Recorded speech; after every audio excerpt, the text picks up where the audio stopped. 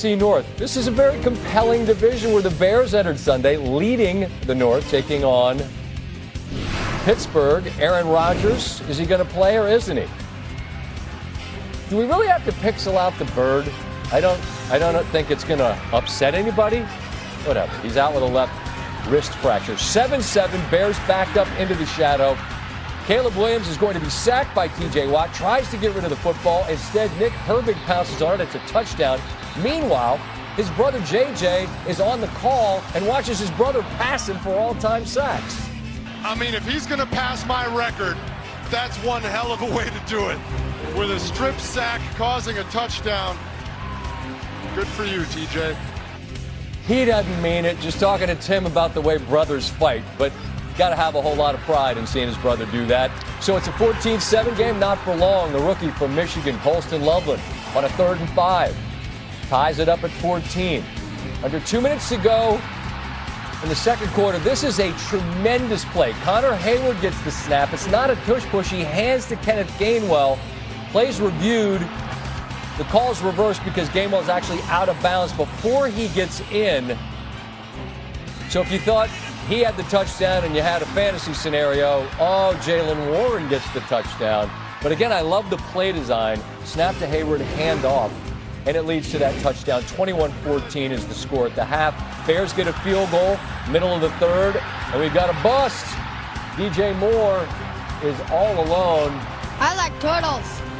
Jack Sawyer had jumped, so it was a free play, and it's now 24-21. Mason Rudolph here sacked by Montez Sweat. He ends up diving on the football. Tremendous play from Sweat to force it, and then ultimately as the ball's rolling all over the place, he jumps on it. Bears possession following the turnover. Kyle Monangai from the 2. The Rutgers rookie makes it 31-10, so the rookies are contributing in big ways for the Bears. We're more than halfway through the 4th. 3rd and goal. Mason Rudolph hits Pat Freiermuth, and Pittsburgh cuts it to a 3-point game. They get the ball back late, and with Chris Boswell's range on 4th and 6, they don't need a ton of yardage to give him a chance to tie it. But here, Jaquan Brisker gets his hand on the ball, and that means that Ben Johnson, in his first year as a head coach, gets the lead. A happy group of men and chanting together. Hell yeah! Man, I tell you what, it takes a village. It takes a village. And I'm talking about players, I'm talking about coaches, I'm talking about training staff, I'm talking about everybody in this building. Credit to you guys, that's number 8. That's number 8, all right? Good, better, bad! Good, better, bad! Never let it rest! Never let it rest! Good gets better! Good gets better! And you better gets better! You better gets better! Bears on 3, 1, 2, 3, Bears! As I said, happy bunch of Bears. Meanwhile, at the best venue in the sport, that's Lambeau, Green Bay. Trailing Minnesota, but not for long.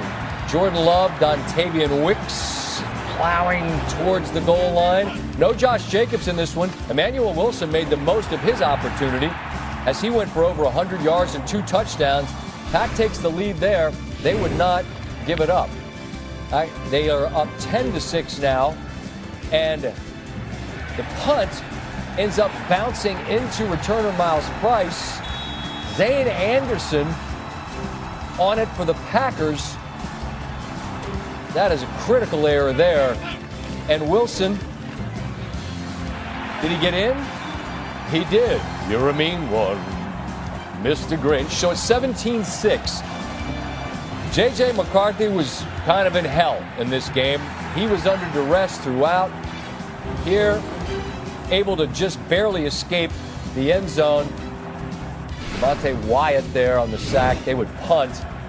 Packers get a field goal. Now McCarthy here gets hit by Rashawn Gary, and that sends the ball fluttering in the direction of Isaiah McDuffie. An absolutely dominating performance. Minnesota had 10 first downs and under 150 yards of offense. 23-6. McCarthy again airmails Jalen Naylor, and it's picked by Evan Williams. Jeff Hafley is loving that. Packers, whoa, that's skull chant right in your eye hole.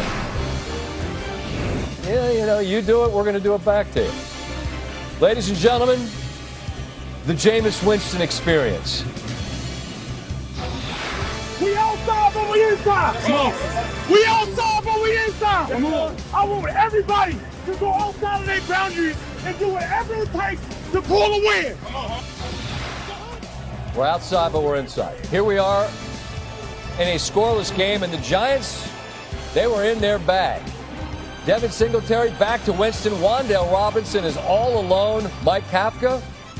I mean, there's really no harm at this point if you're a Giant. Let him hang.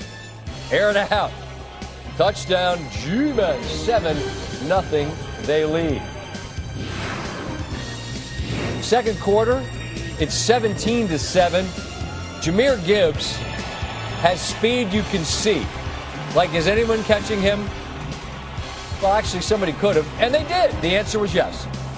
But then, very next play, is anyone catching him? Well, he's catching this, and then that's 6. Gibbs and the Lions trail at the break 20-17. Giants get tricky again. Gunnar Olszewski looking to fire to Winston. He's got the first down. He's stiff-arming and spinning and finger rolling. The G-Man. We're outside, but we're inside. Jameis said, throw me the ball. He's the second quarterback since 1950 to throw and catch a touchdown of 30 or more yards in the same game. Giants lead by 10. That, unfortunately for them this year, is their kryptonite. Next Lions possession. 2nd and 5. Gibbs through the defense. And again, I ask, is anyone catching him? This time the answer is no. 27-24, and there's tons of time left. Under 3 to go. Giants, I get it, because if you get a field goal, then you're only up 6 and a touchdown would beat you. But then a field goal couldn't tie you. Theo Johnson was the intended receiver. Rock Yassin breaks it up. So now a field goal can tie this game. It's Goff to Gibbs. They're in field goal range. We're outside, but we're inside. It's a good thing we're inside, because from 59, this ball's knuckleballing all over the place. Jake Bates' 59-yarder is true. We go to overtime, tied at 27. First play of overtime. Gibbs. He had 264 scrimmage yards. He's the second Lions player in history with multiple 45-yard rushing touchdowns. Take a guess who's the other. I mean, you could guess Billy Sims. If you're young, you don't know who that is. Barry Sanders was the other. 7-point lead. But you get a chance to answer. The Giants, 4th and 5. Jameis got to get rid of it. Instead, Aiden Hutchinson sacks him, and the Lions survive. Now, Malik Neighbors injured his knee earlier this year. I'm going to paraphrase all this. I'm just going to say basically he didn't like